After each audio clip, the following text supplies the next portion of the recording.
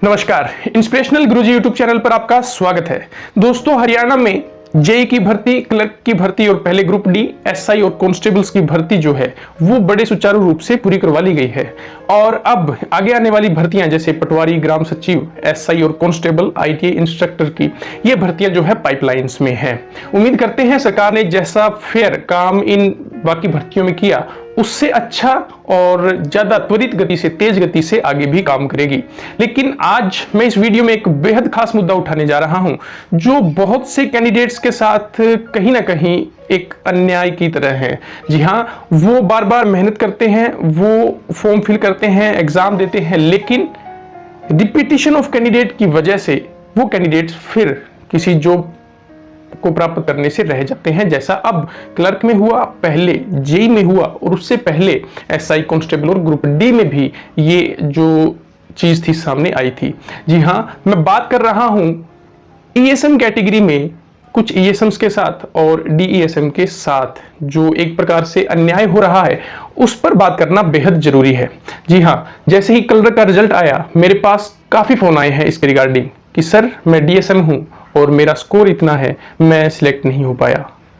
फिर कुछ कहते हैं सर मैं ईएसएम हूं, मेरा स्कोर कट ऑफ से इतना है, एक ज्यादा है, एक कम है, मेरा सिलेक्शन नहीं हो पाया। और इसी के साथ कुछ ऐसे भी फोन आते हैं कि सर मैं पहले ग्रुप डी में था, अब मेरा ईएसएम कैटेगरी में क्लर्क में सिलेक्शन हो गया है। सर पहले मैं उस पर्टिकुलर पोस्ट पर था, अब मेरा सिलेक्शन क्लर्क में हो गया है ईएसएम कैटेगरी में।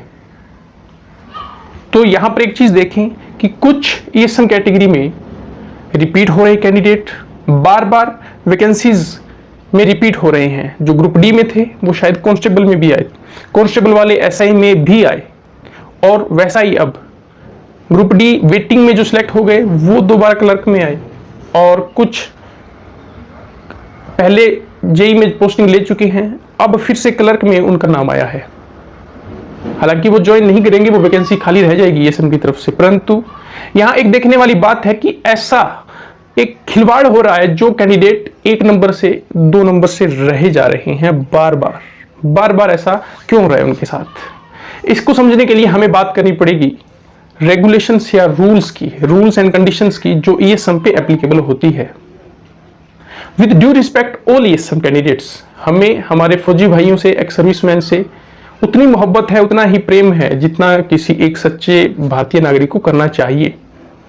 परंतु एक चीज यहां पर सरकार पर सवाल सीधा सीधा खड़ा होता है कि सेंट्रल गवर्नमेंट की जो रूलिंग है वो ये कहती है कि एक बार अगर आपने ईएसएम कोटे का फायदा उठा लिया, अगर आप रिजर्व कैटेगरी से सिलेक्ट हो जाते हैं एक बार ईएसएम कोटे में, तो नेक्स्ट टाइम आप ईएसएम कोटे का बेनिफिट नहीं उठा पाएंगे। ऐसे बहुत से उदाहरण भी हैं और बहुत से इंसिडेंट भी है। दिल्ली पुलिस का एक इंसिडेंट है जहां पर एक ईएसएम हमारे दोस्त कांस्टेबल में सिलेक्ट हो चुके थे और दोबारा उन्होंने ईएसएम कैटेगरी में एसआई के लिए अप्लाई किया था। जब उनका एसआई में सिलेक्शन हुआ और वो वहां डॉक्यूमेंट वेरिफिकेशन के लिए गए तो उनको वहां से रिजेक्ट कर दिया गया।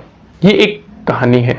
फिर सेंट्रल गवर्नमेंट की रूलिंग साफ साफ है इसके बारे में। आप एक बार ईएसएम का बेनिफिट उठाएं, मींस कि एक बार आपने बेनिफिट उठा लिया, जब फिर आप ईएसएम नहीं रहते, आप एक नॉर्मल पर्सन बन जाते हैं। हाँ, आपने एक बार भी जॉब नहीं की उस कोटे के अंदर तो आप ईएसएम रहते हैं, और एक बार अगर आपने जॉब कर ली तो ना आपके जो डिपेंडेंट है वो डीएसएम काउंट होंगे और ना आप ईएसएम काउंट होंगे। लेकिन स्टेट गवर्नमेंट में इस प्रकार के बहुत सारे लूप होल है। उनमें से एक लूप होल हरियाणा सरकार में भी है। हरियाणा सरकार में मल्टीपल टाइम आप ईएसएम कोटे का बेनिफिट ले सकते हैं। अब मल्टीपल टाइम इसमें यह भी नहीं है कि कैडर के हिसाब से, अगर आप कैडर चेंज करते हैं तो आपको बेनिफिट मिलेगा। सपोज ग्रुप डी में कोई कैंडिडेट सिलेक्ट हुआ, डी ग्रुप की है, और क्लरिकल में फिर से सिलेक्ट हो गए, उन्होंने ईएसएम भाई ने ईएसएम कोटे के अंदर, तो ग्रुप डी छोड़ेंगे, ईएसएम में चले जाएंगे क्लरिकल में। अब क्लरिकल सी ग्रेड की पोस्ट, अब सपोज कीजिए एसआई सी ग्रेड की पोस्ट, पटवारी, ग्राम सचिव सी ग्रेड की पोस्ट। तो जब ये सी ग्रेड की पोस्ट हैं, यहां पर फिर से उनका सिलेक्शन होता है, तो बट ऑब्वियस बात है कि क्लरिकल को छोड़कर ग्राम सचिव, ग्राम सचिव को छोड़कर एसआई में लोग अपने आप चले जाएंगे। अब जाएंगे तो ग्रेड एक है, उनका ग्रेड चेंज नहीं हो रहा है और कैंडिडेट सेम रिपीट हो रहे हैं। तो सरकार को इस बारे में सोचना चाहिए।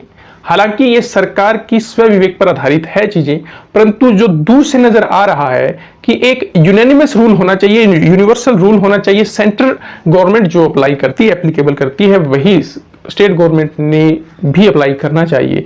इसके दो फायदे हैं। एक तो ज्यादा एक्स सर्विसमैन है जो वो कवर करेंगे, कवरिंग में आएंगे।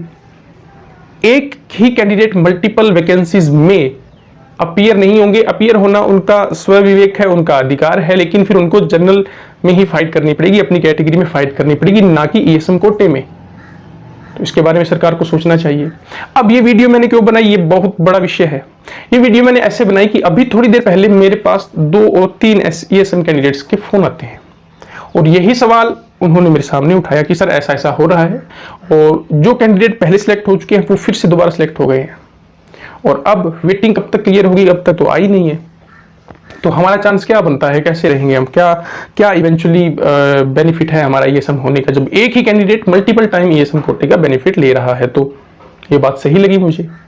इसलिए एक गुड़गांव से मिस्टर नवीन लांबा है, एक्स सर्विसमैन, वो टेलीग्राम पर एक ग्रुप क्रिएट कर रहे हैं ऐसे कैंडिडेट्स का, ईएसएम का, जो 1-2 नंबर से रह गए हैं, जो सिलेक्ट नहीं हुए हैं और उनको लगता है कि कुछ कैंडिडेट्स मल्टीपल टाइम सिलेक्ट हो चुके हैं।